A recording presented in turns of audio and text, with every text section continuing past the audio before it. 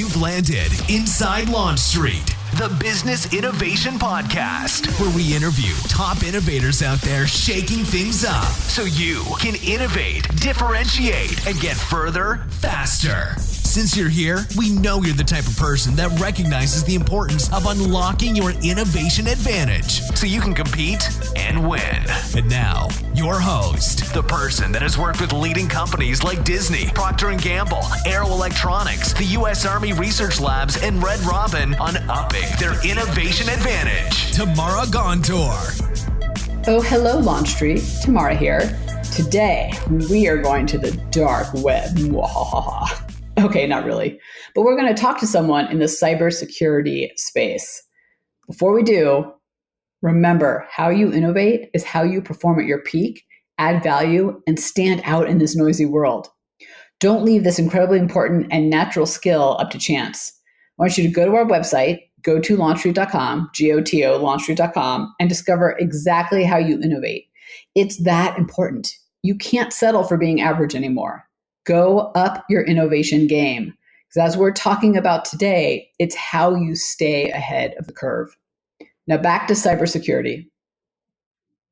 Our guest, Kristina Bergman, is all about cybersecurity. And the reason I wanted to talk to her today isn't actually for her cybersecurity knowledge, although it's fascinating, but because she is on the forefront of a changing industry. I mean, think how quickly technology moves and changes, particularly in this area. She figured out a niche that nobody was serving and went for it. And that's something that we can all learn from, regardless of the industry we work in.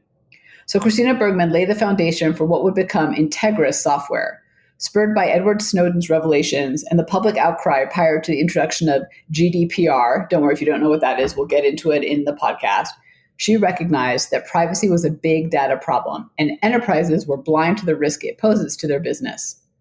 So prior to Integra Software, Kristina was a venture capitalist at Ignition Partners, where she led investments in cloud tech, big data, security, the list goes on. But as I said, what's interesting about today's interview isn't just some fascinating facts about cybersecurity and privacy and how we're all at risk, but also how she figured out a niche in a changing category. Okay, to the web. All right, maybe not to the web, but at least to this interview. Kristina, thank you so much for joining me today. I'm so looking forward to our conversation. Likewise. Thanks so much. I appreciate it. All right. So what's your favorite innovative brand or business? And just tell me why you love it so much. Yeah, I think my favorite brand is Honest Co. And part of it is being a mother of a toddler and soon to be a mother of number two. I'm always concerned about what is going on my child, around my child, in my child. And so having a brand where I feel like the ethics behind it are very sound and very clear, and they're just being really upfront about what's included in their products, that to me makes me feel more comfortable, especially given that the founder and CEO is a mother herself. And the reason behind starting it was for that exact reason. She wanted to know what she was putting on and around her child. And that just resonated with me. I like it when people are just really upfront about what's in there and do their best to make sure that it's ethical and clean and keeps the kids healthy. You know, I love that. My kids are now 10 and 14, so I'm out of that the stage of worrying about all that stuff, but I know what you mean.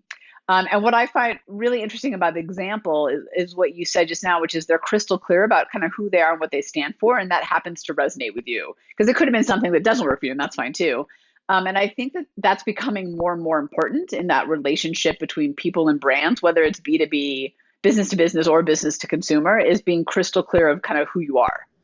Absolutely. Absolutely. And quite frankly, in our industry, which is data privacy, that is the entire crux around the change in public opinion with respect to people's personal data. Is you just have to be really crisp and really clear with people about what you have, what you're doing with it, how you're using it. And that in itself, that transparency will breed trust. And when companies think about what does that mean to them in their industry, that trust with their consumers is something that some folks, quite frankly, don't do a great job of. There's a certain social networking site that's getting a bit hammered in the news these days. We won't say who they are, but they start with an right. F, maybe. he who shall not be named, Voldemort, is getting a little bit hammered. But companies that are doing a good job of being really communicative and proactive and taking public stances and then following through with their actions, they're actually getting quite a bit of brand uplift because of that. Because, consumers are smart, they're savvy, and they want to work with people who align with their ethical standards. Do you think that's a matter of being crystal clear, and maybe this isn't an either or question, or is that a matter of not selling? You know what I mean? Like that's kind of the issue, right? It's like, I'll give you my information, but I want you to keep it to yourself. Yeah, I think it is a matter of being crystal clear, because there's certain things that I think most consumers, I would say, may not be aware gets done with their data.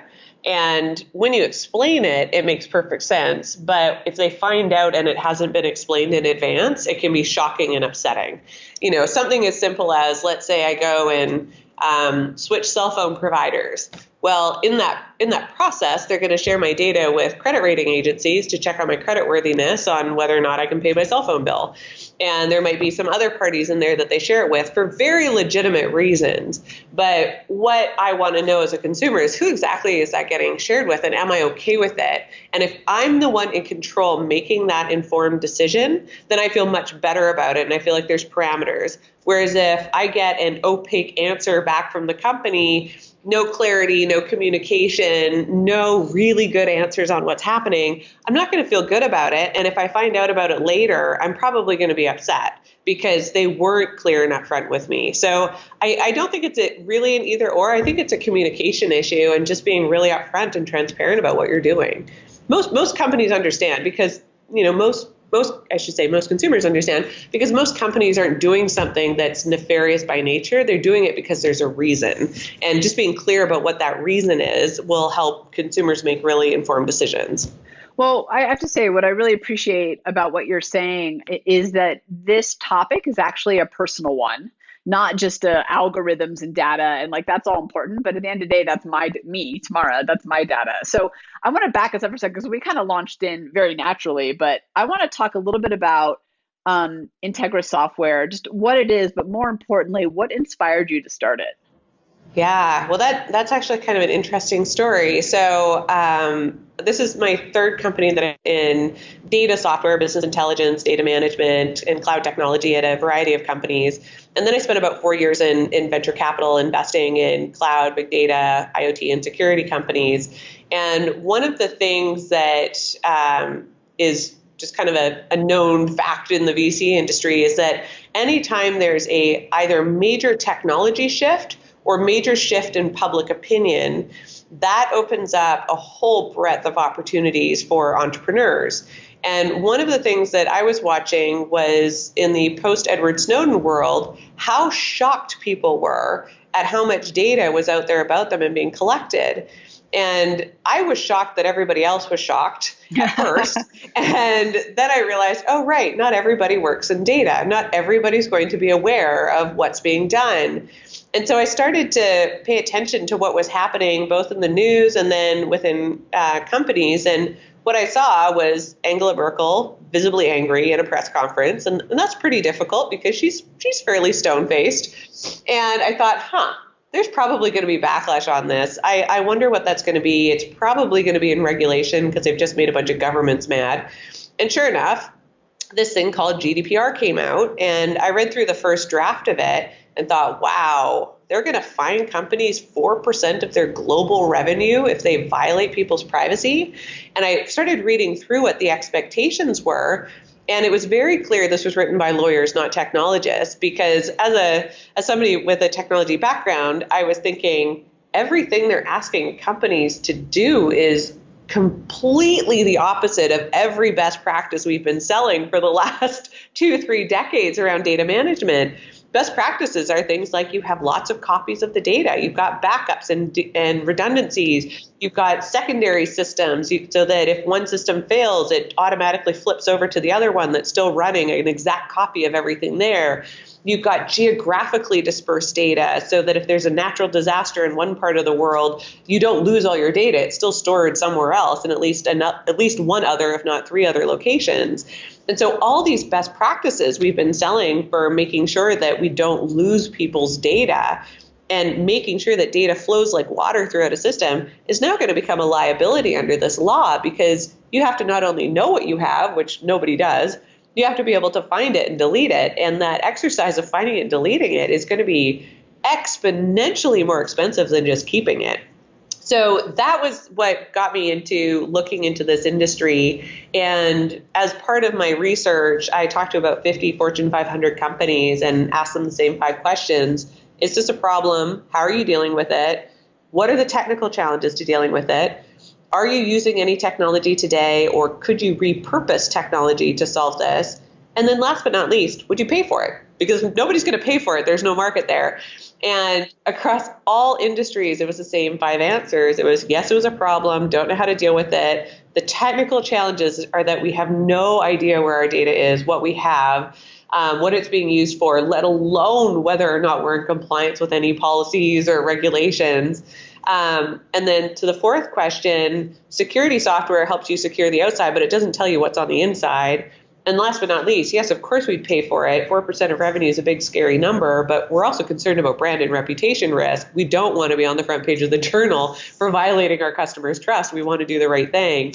So I spent about 2 years looking for a company to invest in and found absolutely nothing. State of the art was spreadsheets and survey tools. Nothing was actually interrogating the data itself and giving anybody any kind of an idea what they had. And so when GDPR passed into law, I thought, well, I know how to build products, I know how to raise money, and I know who to raise money from. And so off I went and started the company. So I'm intrigued by a few things that you just said that I just want to dig a little bit deeper into, because I think they're important for all of us in terms of finding a market gap and then doing something about it. Because the one of the first things you said in there is that you actually did a ton of research, really, right? You talked to your potential clients. And I think, actually, let me say this as a question.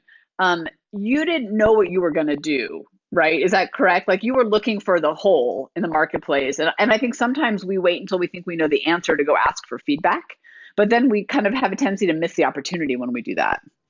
Absolutely.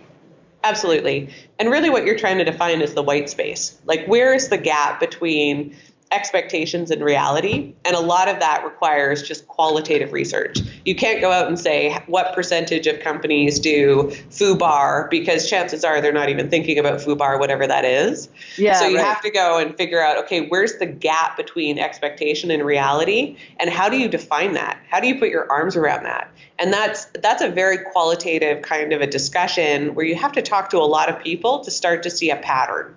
And it was in talking to those people that the pattern emerged that they don't know what data they have, they don't know where it is, and they can't tie it back to any kind of a regulation. The business side and the legal side of an organization is completely disconnected from the technology side. The legal department that works on privacy might be saying, this is our policy, this is our procedure for dealing with this aspect of people's personal information.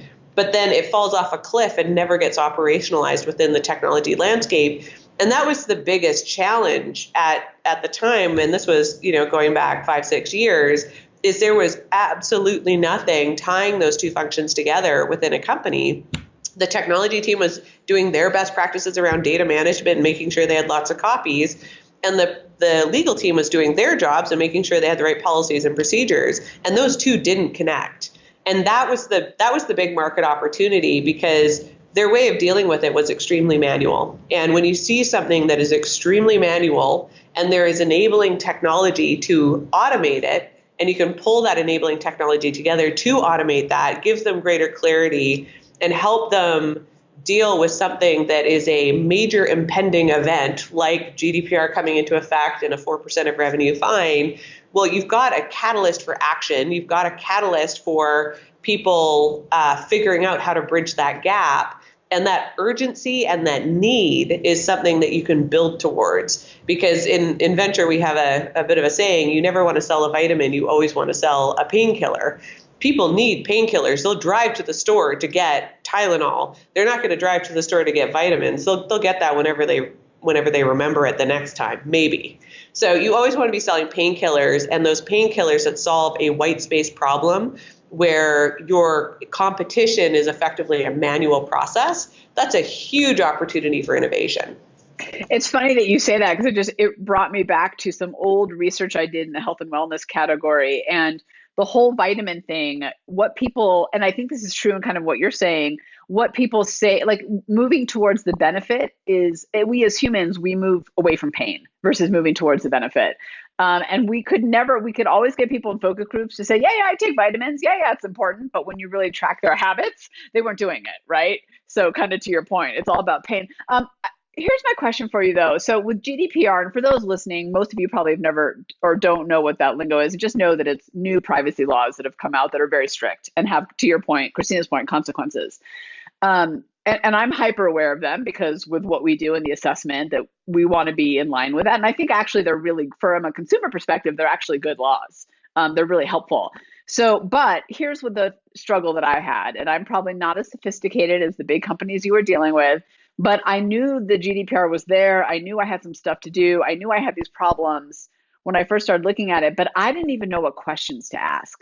How did you get your clients kind of, once you identified that white space need, how did you get them on board to, here's a solution, when I think sometimes when those shifts happen, we just don't even know what to ask? Mm-hmm. Yeah, it is a challenge. And early on, when GDPR, which stands for the General Data Protection Regulation, and it applies to EU residents, when that first came online, there was a lot of confusion around how do people even approach this, who's responsible for it, what does my working team look like, I don't know what questions to ask. But as people started to read through it more and more and dissect it, a general consensus started to form that there's some baseline things the legal department needs to do, and there's some baseline things the technology teams need to do. And as we've moved into a point in time where things like the California Consumer Protection Act has been passed into law and comes into effect at the beginning of January, CCPA as it's called, that has spurred on another wave of action and another wave of people trying to figure out how do we deal with this. And that has benefited a lot from the work that people did with GDPR, where there was a consensus formed that, okay, you need technology to be able to find your data and know it's there, but you also need to be able to manage your processes and procedures and policies as well in addition to that, and you need to have these cross-functional working teams. The early days are a little bit messy, and quite frankly, in a brand new market, as a software company, we don't always know what questions we need to help them answer. But through a series of conversations, kind of like in that qualitative research at the beginning, you start to see patterns of behavior emerge. And those patterns of what's successful and what's not becomes your advice of, here's what I've seen other companies do that worked well. And you walk them through an example. And that starts to become almost tribal knowledge and general consensus of how this gets done. So you really have to just keep asking questions, and it's a little bit of trial and error with your customers of seeing how do they approach it, what's working, what's not, and continually getting that feedback until you can move forward and eventually become fairly prescriptive around here's what works and here's why it works. You know, I'm always baffled by how fast technology moves, particularly these days. I'm just to date myself, I'm a product of the 80s. I'm 46. So, you know, I remember big old like Wall Street. Remember that movie, the flip phones? Like that was not even flip phones, the big one where it was connected to a thing. We're all like, oh my God, that's amazing. And or then car phones. Oh my God. My dad had one. I thought it was okay, but we couldn't use it because it cost too much money. That was the funny part. but that lasted for several years before then it turned into a mobile, like a flip phone. And now it's like every day something in the technology world changes. Like it's so fast. And I have to imagine you feel the impact of that too. So how do you ensure that Integris and what you're doing isn't falling behind when, like to your point, you're dealing with new territory, and in technology, things are always changing so fast? Yeah, it's a good question, and it's a hard one. I think the biggest advantage we have is that we're a young company. And because of that, we've started our company on the latest and greatest software. The companies that are really at a disadvantage are the big companies that have been around for a long time, 10, 20 years. Yeah, with legacy systems. Yeah, they've got a whole bunch of technical debt, and their bread and butter, their massive revenue streams are based on technology that's 10, 20, 30 years old. And we're not burdened with that. We're a company that's been born in the cloud.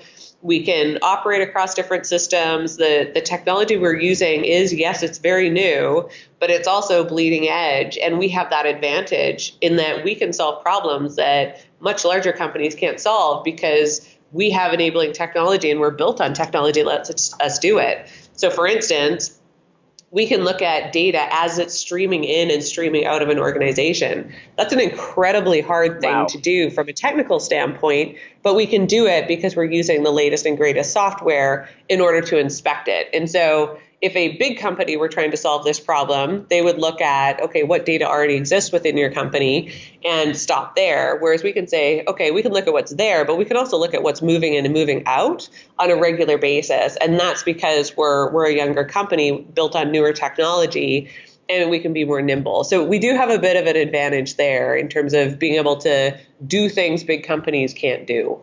That's so cool. I just had this visualization of like colored like rivers, digital rivers streaming in and out. That's very cool. And I would imagine too that having been born more recent as a company, you are set up to be more nimble versus, like, to your point. And I think that's true across a lot of industries where we have I like how you said that technical debt, like when you've got structural debt, no matter, and whether that's processes, procedures, technology, whatever it is, it's way harder to make that shift to be nimble than if you start nimble. Exactly. And when you're a large organization, in order to function and be efficient, you necessarily have to build up bureaucracy. And that bureaucracy, while very profitable and helps you operate like a large machine and keeps things very controlled, it's a good thing. It can be a very good thing. But the challenge is you get in the mindset of, well, this is how we do things. This is what we do. We don't do it in different ways. And that mindset and that way of thinking is very limiting. And it makes it hard for those larger companies to jump on opportunities and shifts in a new market like privacy that is evolving and changing every 3 months. Whereas we can be right in the heart of it and say, okay, we're starting to see new patterns emerge, new conversations happening. There's this new legislation out there which is changing how people think about XYZ. All right, let's adapt the product to make sure we're addressing it.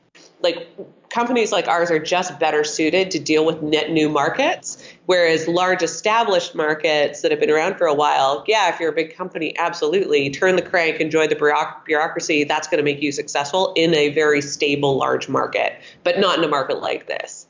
So here's this is going to sound mildly personal, but there's a personal story to it, but it is a business question, I promise, since we are recording. So, the other day I go to the doctor and I get some blood work, and the doctor and I are talking, and I said something like, can't you just message me and tell me my result? Like, I just wanted to know, right? Just a text, even a Facebook message. Like, for me, that's how I interact, right? And she couldn't. She was like, no. And then I had to go through the whole rigmarole of logging into the portal, which is always a hassle because none of the doctor portals are set up to be user-friendly. Like, I've never experienced one.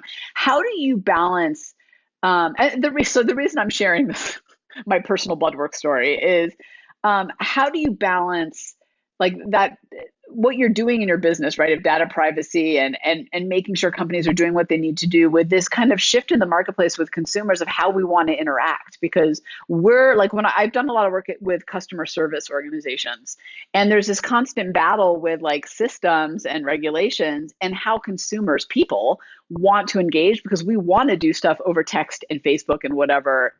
Mm-hmm. Yet we want data privacy. So how do you think about? I would love your perspective on how you balance that.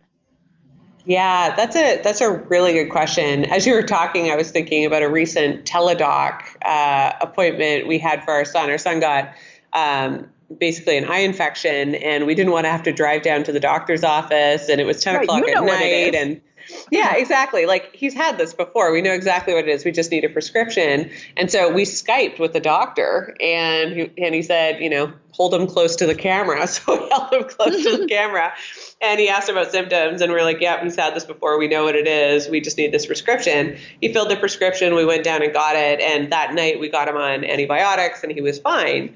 And so there's scenarios where I think folks can do it well, but I think the overriding concern, particularly with healthcare data, is that you do not ever want to mess that up. It's one of the areas where you just can't, because your healthcare data is not going to change. It's not like your buying preferences on an e-commerce site will evolve and change over time. And pretty soon, data that was relevant about you 20 years ago is a lot less relevant today because your life has changed, your buying habits, your preferences have all changed. And so with healthcare data, though, what's personal about you is very different. So I think healthcare is a bit of a special scenario where they are going to be overly cautious and probably to the detriment of customer service. But on the other hand, you kind of have to balance that with, I'd rather they were a little bit on the overcautious side than more cavalier in terms of how they transmit that information. From our perspective, at least in the privacy world, it's a bit different because there's ways you can approach it that don't stifle innovation, which I think is your overarching point here. It's like, look, there's all this modern technology that's been here for 10, 20 years. Why can't we use it? This is ridiculous. Exactly. This is not how the world works. Yes. And so, balancing that, complying with regulations and doing the overly cautious thing with innovation tends to be a challenge. But that said, there are ways that you can do it that are actually very enabling. So, for instance, there's a company we're working with where, as a privacy vendor, we sit upstream from security. So we look at data as it's coming into the organization. We flag any issues that pop up. The security tools that remediate it either encrypt it or custom workflows will delete it if they're not supposed to have the data. And in doing that, as the data flows into the system, by the time it reaches a database where you've got data scientists and marketing folks going to town on the data, trying to understand what are their customers doing, how are they buying things, what is their behavior, it's been properly encrypted, it's been properly anonymized, it's been properly secured. And so what we're helping them do effectively is use their data without fear. Because the natural knee-jerk reaction to regulation is, lock it down by default, don't let anybody touch it, treat it with kid gloves, let's put it in a bunker and nobody ever touches it. But that stifles innovation, to your point. And so if you set up the processes properly where you're looking at it in advance and saying, okay, this looks highly sensitive, this needs to be encrypted, or we shouldn't have this, let's delete it because we don't want it even entering the system. And then by the time it gets to the spot where people are using it on a day-to-day basis, it's properly protected, it's been properly culled, and only the stuff that they absolutely need to have is in that data set. They can continue to innovate, but do it in a way that's within compliance of these regulations, but also is still true to their brand and their business and allows them to compete in the market. So there's ways to do it, but you have to think in terms of a structural and potentially design of how your use is flowing in and flowing out that allows you to continue to innovate. And I think I'm glad you kind of talked about it in that way in terms of how it connects to business and brand, because I think, big data is the other kind of buzzword out there right now. And I think there's a lot of opportunity to innovate once you have that data in front of you, if you do it in a way that's smart and safe. Exactly. How have innovative methods helped you succeed just in terms of building Integris? Yeah, I think asking lots and lots of questions and always asking people, what is it that bothers you about it? What's keeping you up at night? How are you thinking about it? What are the challenges you're facing? And not just staying at a philosophical level, but actually digging into operationally, what does this actually mean? How is this likely to play out in your organization? And having people walk you through what that looks like, that is incredibly helpful in those qualitative discussions and continuing to have those qualitative discussions, because that'll tell you where the bumps in the road are going to be later on. It's great that you have a buyer that's excited about what you're doing and they want to write a check, but the rubber really hits the road when you have to implement it and operationalize it. And if you don't understand organizational dynamics at a people perspective and what challenges typically exist between different departments within an organization, you can run into all sorts of roadblocks. And so that constant questioning, constant constantly leaving things open-ended is really, really important. And it's what I do on a constant basis when I'm talking to customers and customer prospects. And it's what we constantly get feedback from our sales team on, is what are they hearing in response to those types of questions. The other thing is also just watching for patterns. Because if you see a pattern, there's an opportunity. If it's one-off, I wouldn't chase it. But if you hear it 3, 4, 5 times, you think, okay, there's a pattern here. There's a real problem. Let's start thinking about how we could possibly solve that problem. And does it fit within the broader mandate of what we're trying to do? Does it align well with the direction we're heading or not? Because if not, don't get distracted chasing shiny objects. Only focus on things that are actually going to help propel you forward in the direction that you're headed.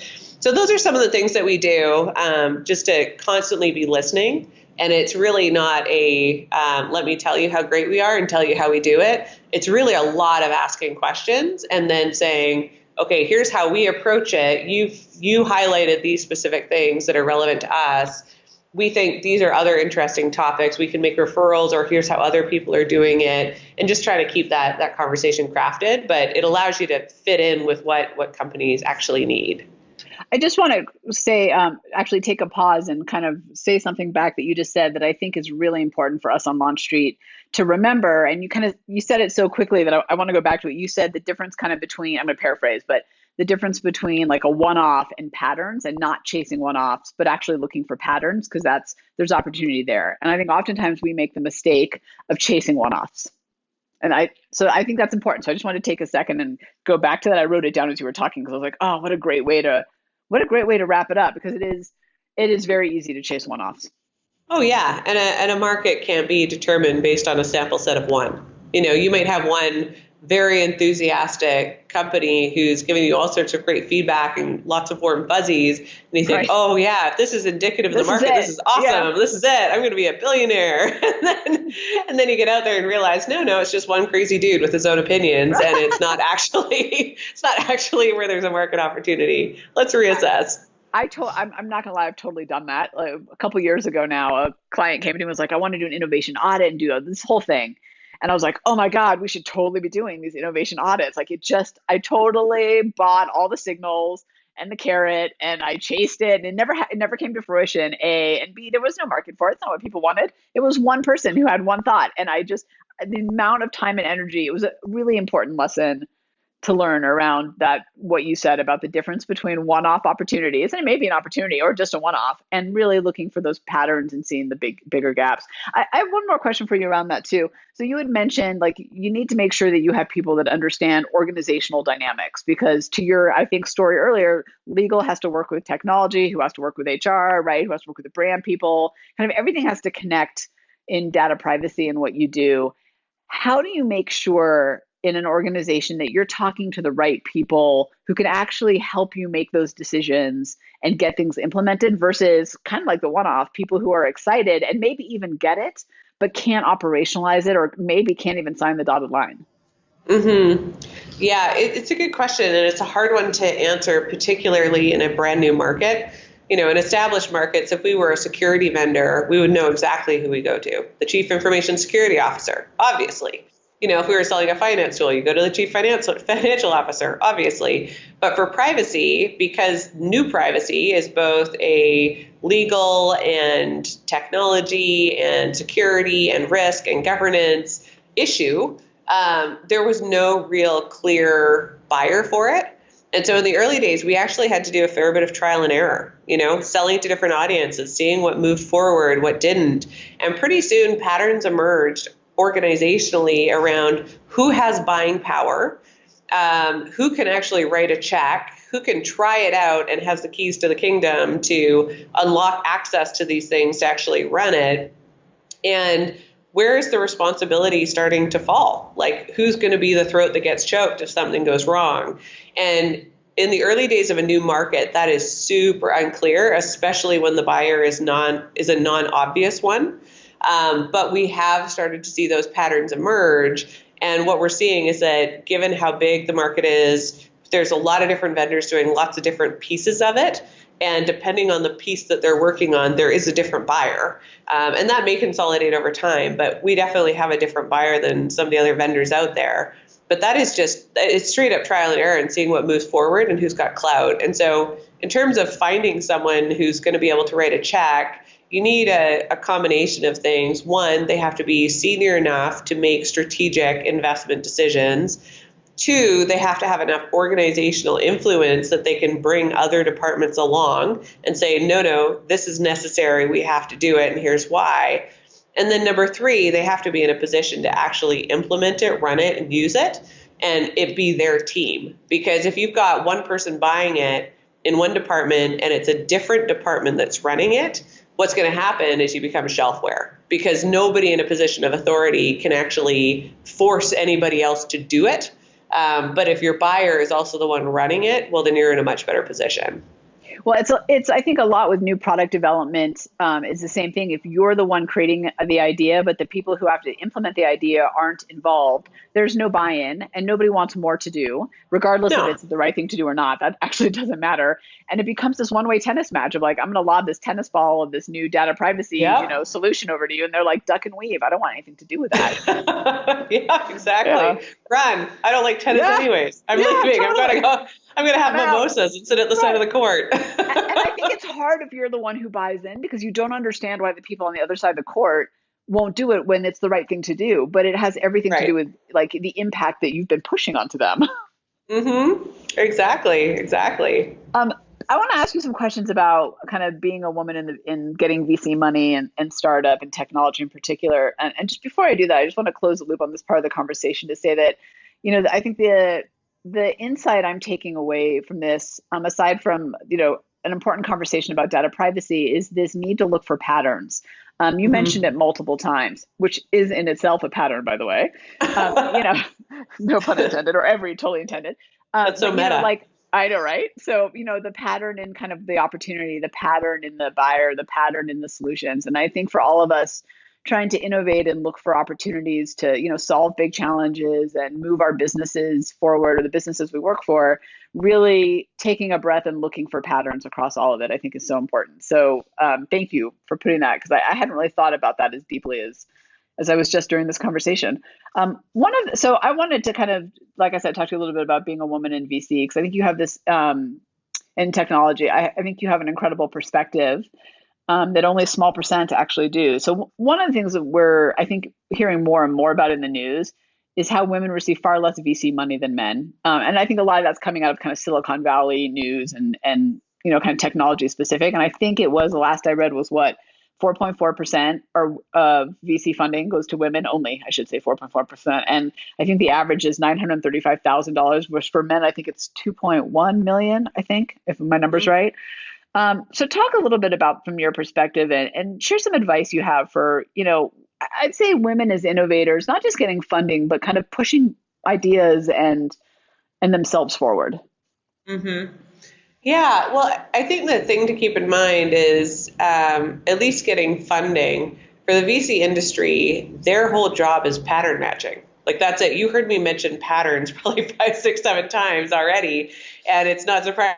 I spent years in VC. We look for our patterns, because patterns form markets. So show me the pattern of behavior, show me the repeatability in this problem, show me how this becomes big. Because the market economics for a VC fund are that you have to assume every single investment you make has the potential to become $1 billion outcome. So you have to have conviction that that company you're investing in is going to be the next IPO-able big thing, because the hit rates are like 1 in 20 becomes a $1 billion IPO-able company. And so because of those odds, what you're looking for in an entrepreneur is somebody who swings for the fences and has a big vision, but can also execute on the near term. And that, showing up with that kind of confidence in your ability to go after those huge markets, takes some combination of extreme confidence, but also lunacy, quite frankly, on the part of the entrepreneur. Like, totally. You have to show up and say, yeah, I'm going to be the next big deal. And here's why this is a $1 billion market opportunity and you don't want to miss out.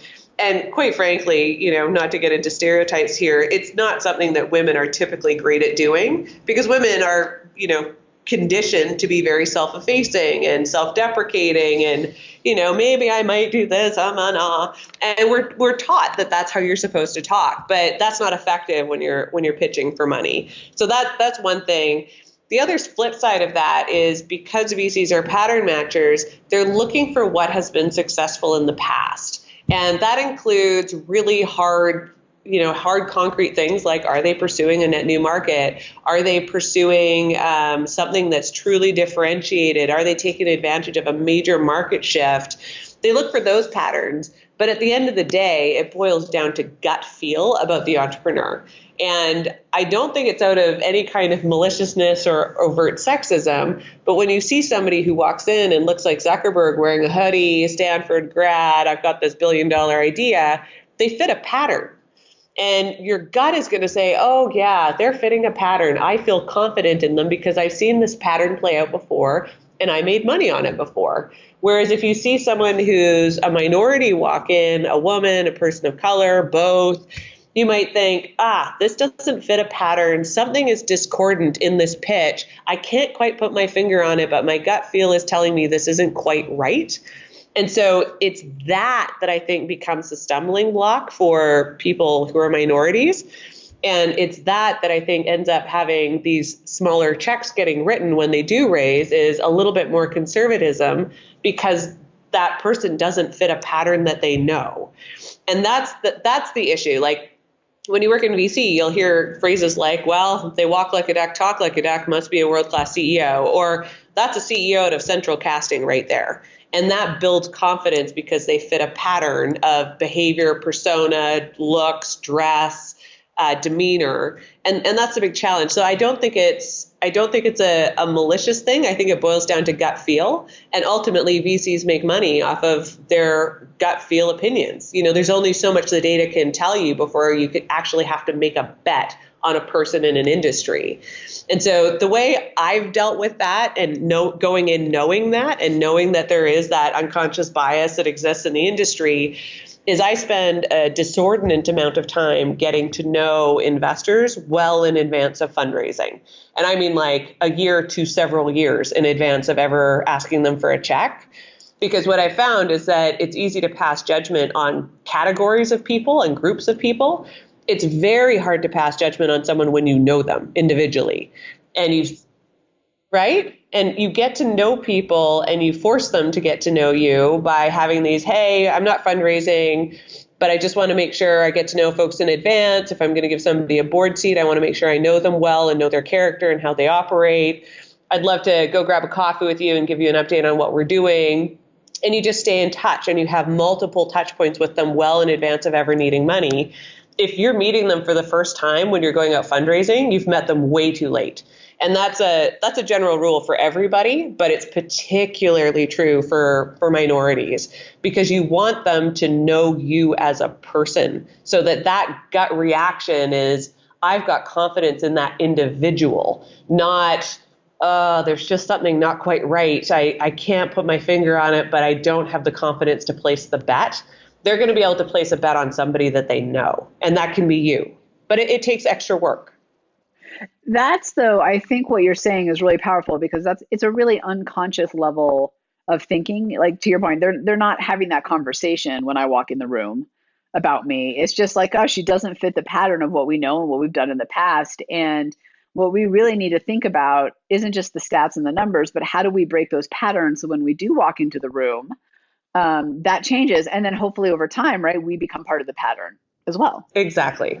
And it takes more legwork in advance. And, that's part of the woman tax or the minority tax, however you want to look at it. But it is necessary in order to break through it.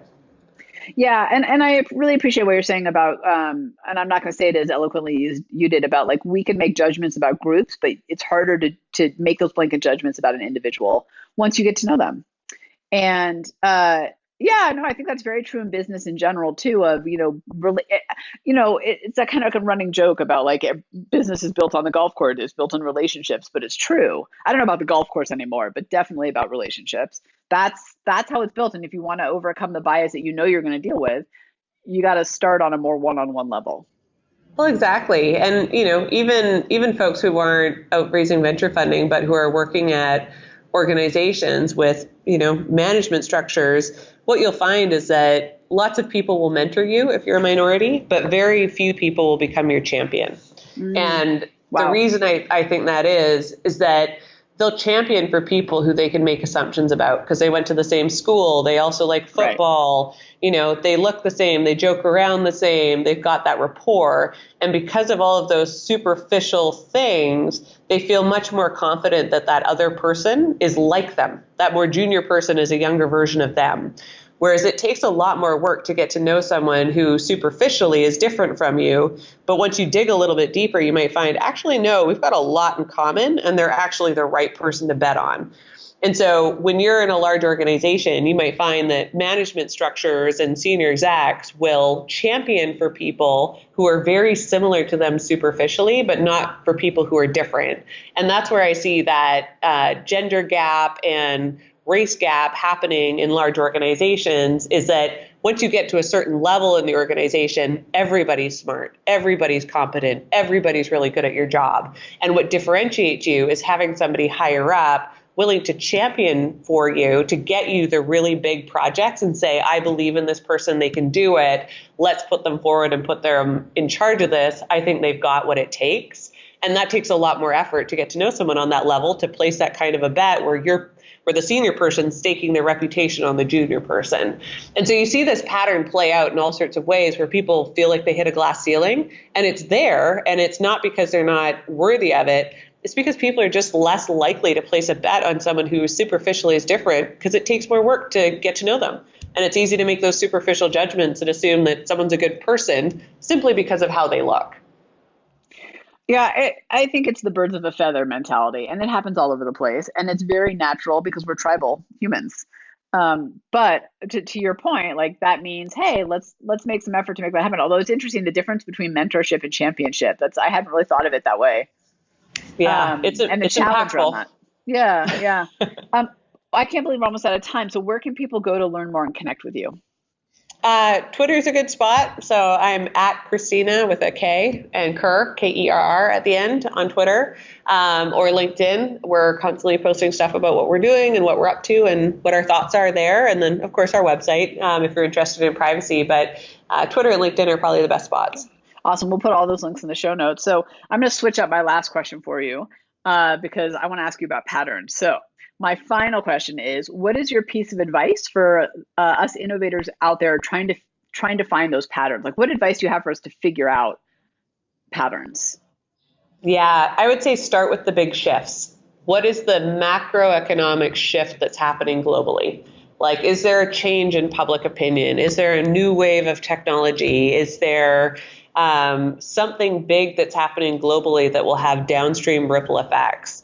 Because in those big changes and those big shifts are opportunities of a million different kinds. And what you need to do is leverage your network, your expertise to figure out, how does this major shift apply to where I can add value and where I have specific differentiated expertise in the market? Because that's where you're going to find your big opportunity. I love it. Kristina, thank you so much for coming by Launch Street. This was totally insightful. So thank you for having me. I appreciate it. Thanks for hanging with us on Inside Launch Street. If you know someone that is truly ready to unlock their innovation advantage, have them join you on Launch Street. Discover your innovation advantage. Build a team of high-performing innovators and ignite ideas and solutions that create massive impact. GOTO, launchstreet.com. Remember, innovators, if you don't take the leap, somebody else will.